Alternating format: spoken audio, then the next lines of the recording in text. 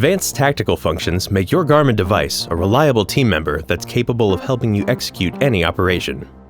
You'll be aware of your precise location, have tools that help you maneuver effectively, and protect the mission with features that keep your location secret. With dual position formats, your device displays your latitude, longitude, and the Military Grid Reference System, or MGRS, on the same screen. That way, you can easily coordinate your position with others.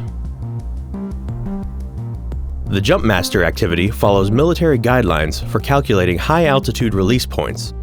By inputting your desired impact point and winds, it helps you navigate to your objective once you've jumped. On the ground, you can input a bearing and distance to project a waypoint and follow that route across terrain. And if you're moving through the shadows, your device supports night vision goggle use. When security is an issue, the kill switch instantly clears all user memory. In stealth mode, your device won't store or share your GPS location.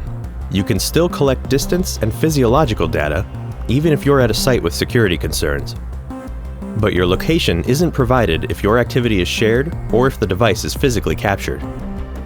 Stealth mode also disables wireless connectivity and communication. With these tactical capabilities, your device becomes an essential and trusted part of your gear when it's your turn to answer the call of duty.